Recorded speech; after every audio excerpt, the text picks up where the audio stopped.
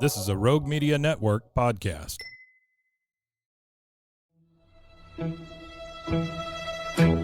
Bwaaa!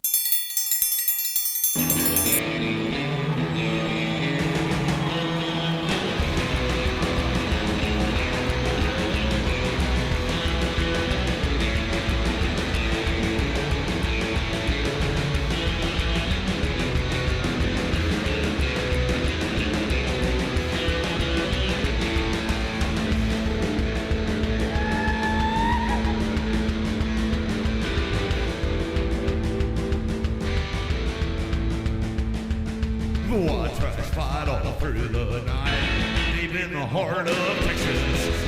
The trailer park is nice and dark, deep in the heart of Texas. That drinks his brew and he spits his chew, deep in the heart of Texas. The TV blares, but no one cares, deep in the heart of Texas. Here we go!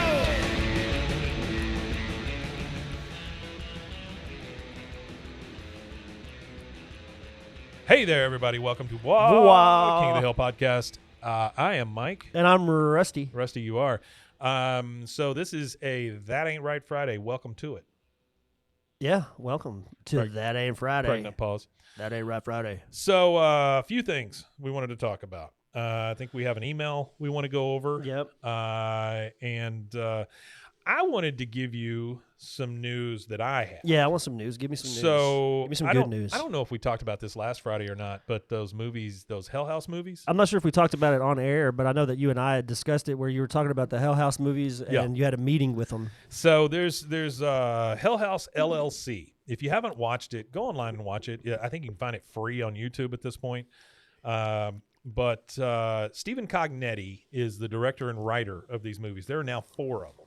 Okay. The 4th one came out October 30th of this year. And honestly, I think it's the best one because, you know, the budgets have gone up. He's got great actors in it, especially for independent movies like this. I mean, it's very, very good stuff. Yeah. Now, when you make 4 movies, and they're all found footage type stuff, but he's built this world inside these things. So some of the things are starting to come back in other movies that were just mentioned. Yeah. You know, and so there's this whole, I envision like a serial killer board on his wall, you know, with yarn going from thing to thing because he's building this universe, right? Probably does. He's He got, probably does have all that. He's got one more movie that I think he's already written that goes further into like the lore and stuff. So my idea behind this was I was going to try to contact him and see if he would be willing to let us do a podcast based on the lore that's being built or the world that's being built within these movies. Yeah. I thought it was a decent idea. It's something that already exists. There's plenty of fans out there for it. But I wanted to get the writer, director, creator. Somebody involved. I wanted him to sign off on it and tell us it was okay. So in conjunction with Bwaaa, the podcast we have here, that they're a horror movie review podcast. Which I think a few of you fans from our mentioning it have swapped over and started checking their stuff out too. Yeah, please go check out their stuff, and if you do, let them know that you came from us because they got one reach out to them last week from Bloody Happy Hour, and they were just thrilled. Yeah, you know, the fact that somebody came over from the other one. Yeah, for sure. So if you do, please let them know because it's a big deal. The lady that had commented or posted on something of theirs, and you had posted it on the we did a actual story Rogue on it. Media Network Facebook page. Anytime I see, and she was one of our fans. I recognize her name from the DMs. Anytime I see that kind of stuff, you going to get featured in a story or something. Oh, for sure. You know, yeah, that's just the way it is, because I want to make sure that our fans get some sort of reward for helping. Because us really, out. without people listening to us, it's just an echo chamber. It is. And I mean, I'm not against it, but. You know, it's nice You're not to against know. Echo chambers? No, I'm not against. I love echo chamber. I love I just like to talk. You know what I mean? So sure. just being able to sit here and talk and have an audience, because my whole life I've been told to shut up. Yeah. So to be able to sit here and talk and people actually want to hear you talk. True. Yeah, because I had a complex behind that because I talked a lot as a kid. Huh. So I had a complex about talking That too sucks. much. I'm sorry. And being able to just sit here and talk into a microphone and people actually keep coming back and sending us letters and feedback and all that is great. It's huge, and it feeds our ego, and we appreciate that. But it also shows that there are other people out there like us, or people that care about what we're saying, and that's what it's about at the end of the day. Is doing stuff like that is about community, finding people that like the things that you like, because that's what we're all trying to do in life is find people that we can relate to, and generally it's easy to relate to people who have common interests. You got it. And so here we are. I put out a feeler to this guy and said, Stephen Cognati, and said, hey, we want to do this. I'd love to get an interview. Same day, I get something back from his PR company that says, hey, I can give you 20 minutes on this date. Great. Yeah, that'll work. And then they put it off 2 days later, and so I'm thinking, shit, maybe this isn't going to turn out the way I thought it was. But he followed through on the interview. Dude called my phone. There were 4 of us in here. We did the interview with him. And at the end of the interview, I asked him that question again. I said, listen, we want to do this. Is it okay with you if we do it? He's like, yeah, let's do it, And awesome. So he goes, and I would like to come back on later and add to it, or talk about what you guys have come up with, if there's like theories or whatever. Yeah. So the interview could not have gone better. That's awesome, Mike. And then the next day, I started reaching out, or the same day, I started reaching out to actors in these things. Monday and Tuesday of the coming week, of last week, it'll be by the time you hear this, I have 2 actors that were in the 4th movie that we're interviewing. Oh, that's awesome. So it's moving. Yeah, it's kind of building on itself. It's really nice. That is awesome. Really nice. Yeah, I'm looking forward to it. My buddy if you guys have watched the movie, you'll get this. But my buddy Casey, who is a huge fan of these movies, he just kind of leaves it playing in the background sometimes when he's working. I'm gonna have to check them out. I haven't seen them yet. He has come up with a name for it. It's called Abaddon Eyes: Exploring the Hell House Universe. Yeah, because within these movies, I think it's the 2nd or 3rd one, they're walking through this haunted house thing, and this lady thinks she sees something, and she says something to the person she's walking through, and he goes, oh, no, that's just Abaddon eyes. After you've been here for a while, you start seeing stuff kind of out of the corner of your eye. Yeah. And so I think that's a cool name for it. Well, that's something I kind of want to do for a podcast is I want to take stuff from Internet Archive. I just want to, just whether it be... Well, it'd be great to do the review of that 16mm Star Wars. Yeah, review stuff like that. Take old media and review old media and stuff like that. I love that. And I'm gonna try to get in contact with some of the people from Internet Archive. I'd like to just talk to somebody from there in general. But that'd be tough, I'm sure. Not everything's super old on there either, and so I would think some of the stuff you come across, those people might still be around. You might be able to contact them. Yeah, and then not only that, one of the things too is what do they call it? Public domain content and stuff like that. There's a lot of stuff like that to pick from, whether public it be movies, domain. TV shows. I want to do old movies. Stuff. I want to do really old movies and stuff like that because I don't think there's anybody. I've looked at a lot of podcasts about movies, and there are a few that are out there doing some older movies and stuff like that, but nobody's consistent with it. So I think that would be a great. Well, that was kind of my thought on this. What's going to be Abaddon Eyes is that plenty of people have given reviews of the movies, but nobody's done anything that like immerses you in the culture or the lore that's being built. Yeah, nobody does I think that. it's cool. So that's great. Yeah, it'll be fun.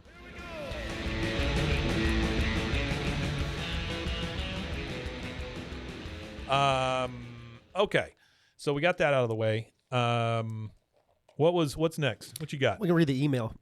Yeah, we have a fan email. I got it right here. And we kind of referred to it in the last episode, in Monday's episode, but I think Rusty's going to read it to us, and then we'll kind of react to that. Yeah. Number one, who's it from? I want from Mitch. Mitch. Thanks for the email, Mitch. Yeah, thanks for the email. So it says here, hello, gentlemen. I just recently... You're assuming a lot. Yeah, you're assuming a lot. Men... Maybe not gentle, probably not either. Sure.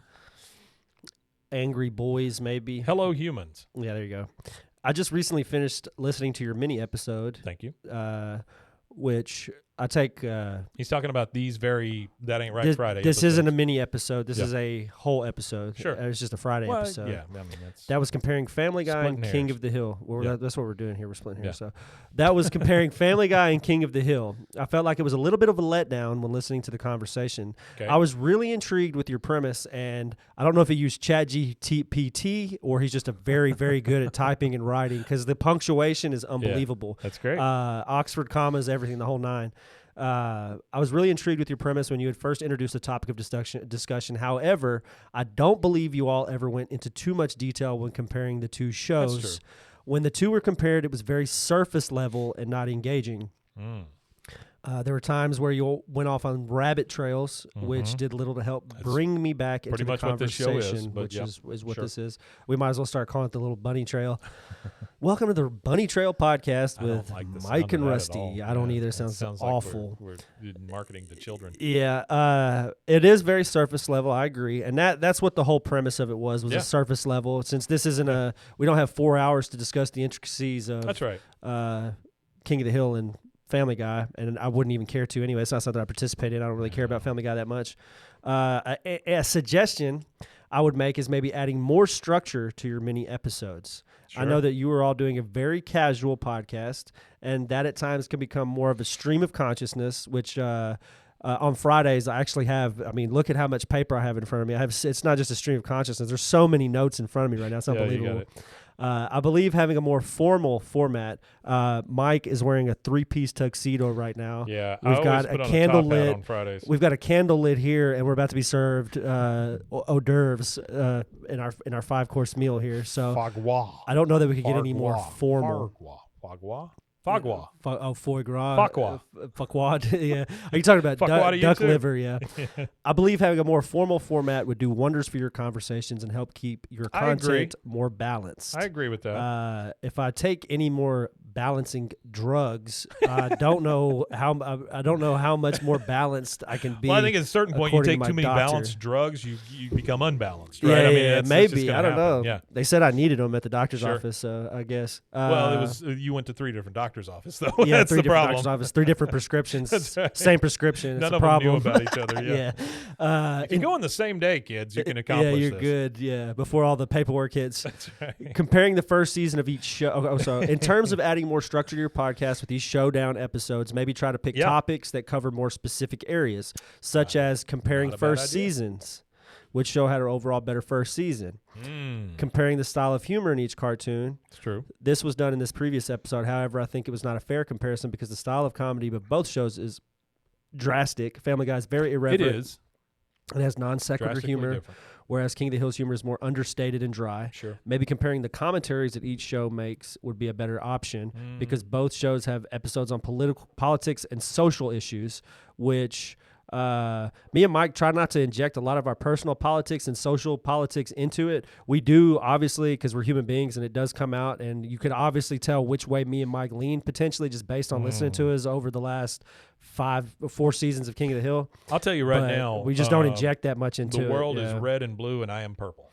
Yeah, we try to not inject that. That's the reason why we haven't ever singled out and said, hey, let's discuss the politics of this episode. No, or I'm never going to discuss politics. We discuss social I just issues don't and care. stuff like I that. don't like it. We discuss social issues and stuff relation to the show. We've done Sure, that plenty sure. because it's something that you Well, can't, we've like also- free the whales and stuff like that. Well, we've also discussed all that stuff. We've defended Hank because people think he's one way when he's really the other. Yeah, you know? But he's very. We've even purple defended also. Peggy, I think, once or Yeah, twice, yeah, and every how once in a while. she handles. It's getting harder to do. It's hard, but yeah, after this sure. episode, pretty tough.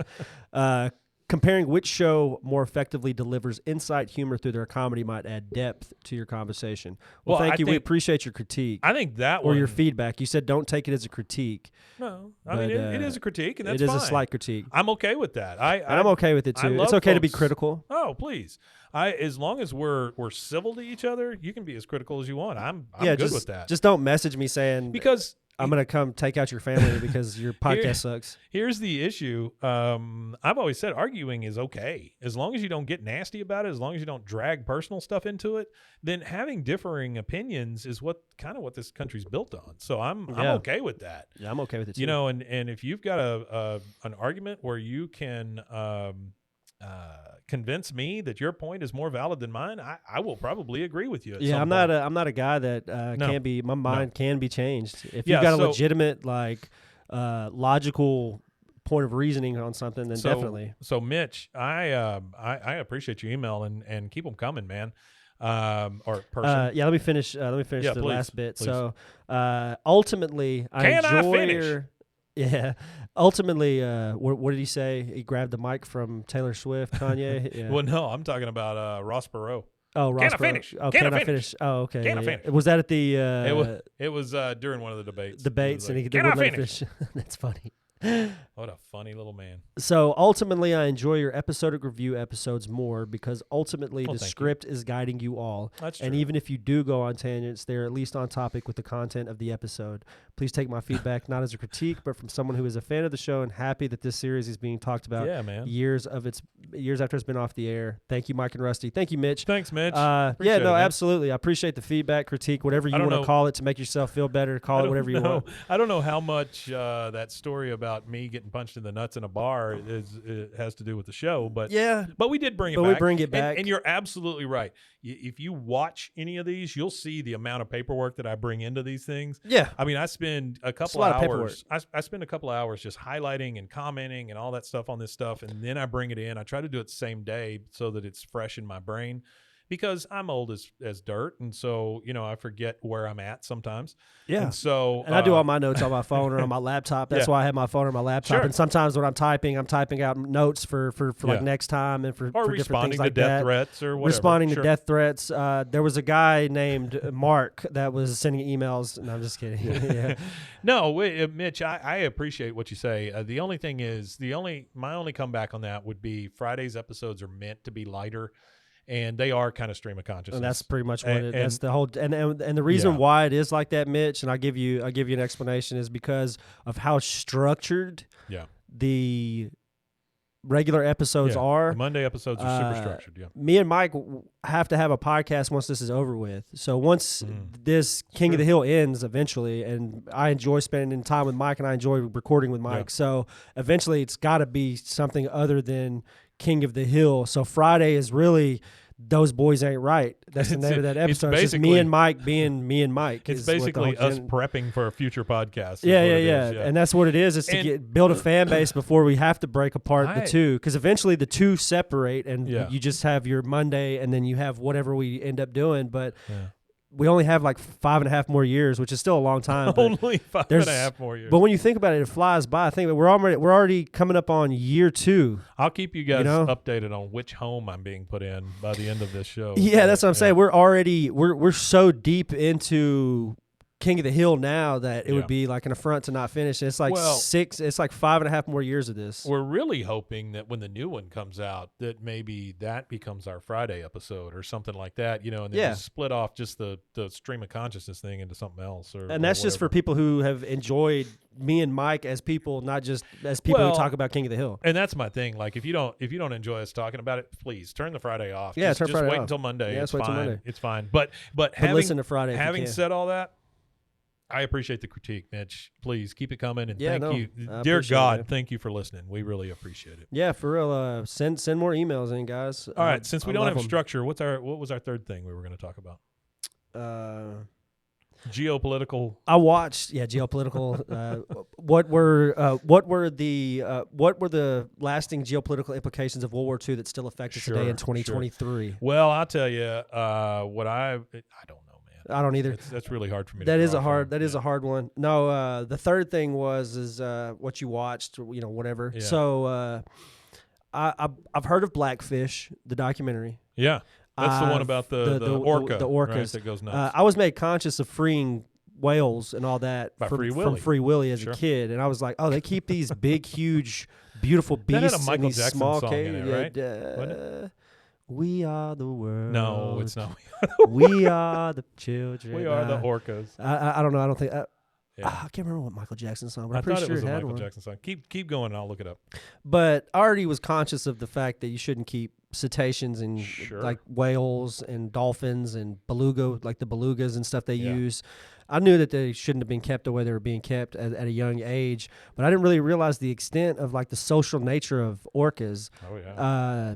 So watching those documentaries, there's two of them. There's Blackfish 1 and then Blackfish 2. Oh, I didn't know They that. did a second one, yeah. Well, they did a second one because there's like this new, now that it's trying to be curbed in the United States, Russia and China are obviously not stopping these aquariums and these aquatic parks and things like that. So they have these Russian fishermen who are going out and capturing big orcas to be sold because they can get them for like $2 to $7 million per orca, depending on what's going on.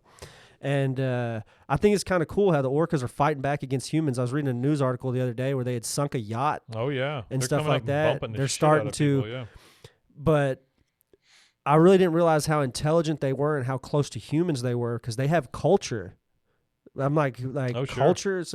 Culture's language and different types of hunting styles, different types of eating styles. So apparently, there's killer whales who eat mammals, and then there's killer whales who only exclusively eat fish.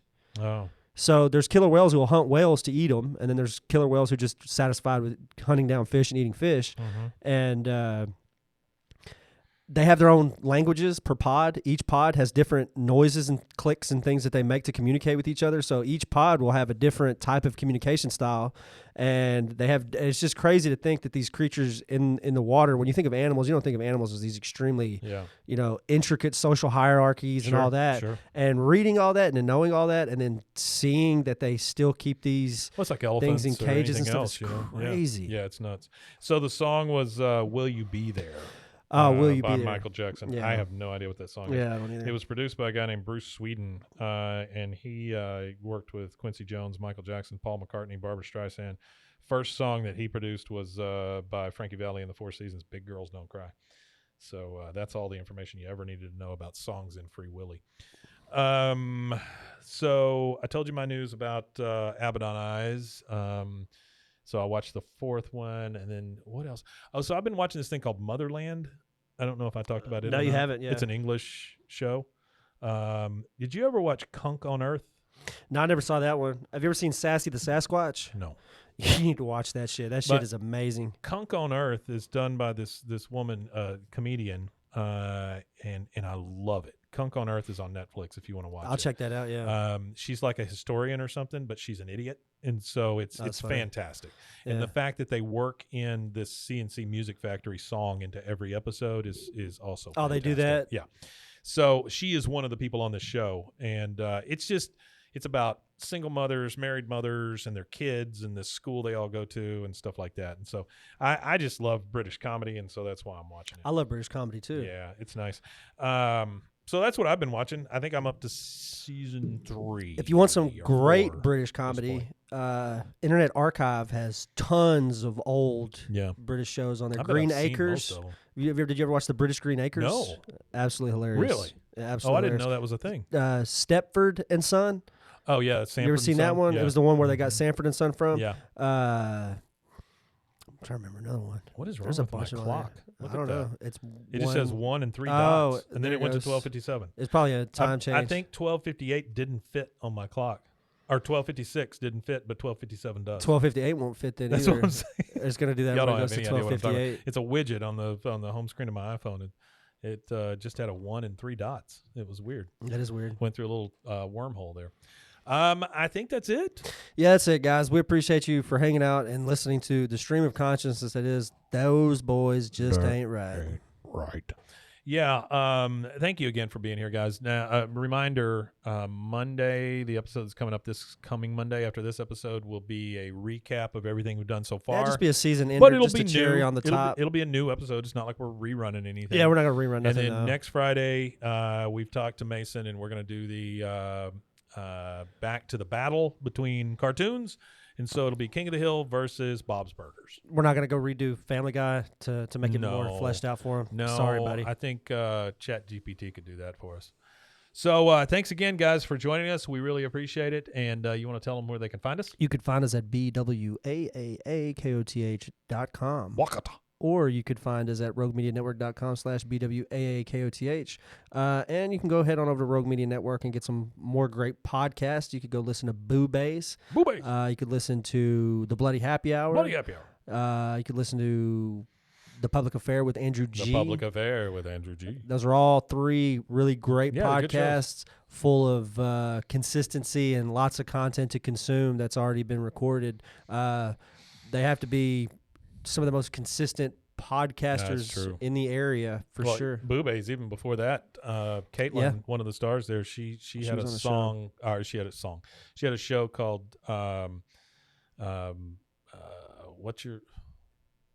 wait a minute, what is it? I don't know, something about choices. But she ran that thing for over a year also. I've known Caitlin since we started this friggin' network. It's crazy. Yeah. It is crazy. Yeah. What's your opinion? No, I don't know. I can't think of it. All I remember is like Badass Bitches was one of the things. We got in trouble on that show because we were trying to get sponsors, right, for their show.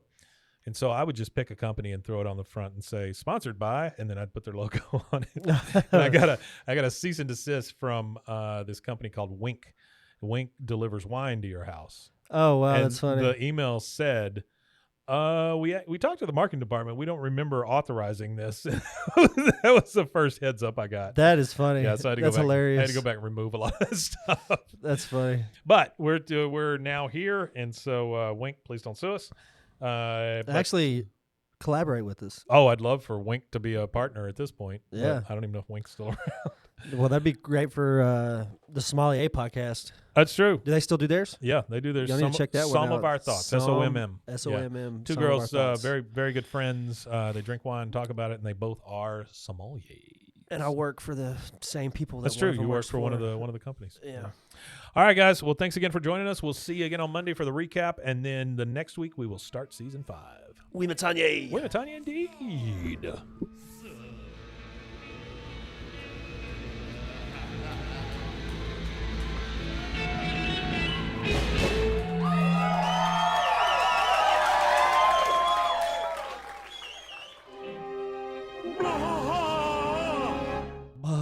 Bwaaa. This has been a Rogue Media Network production.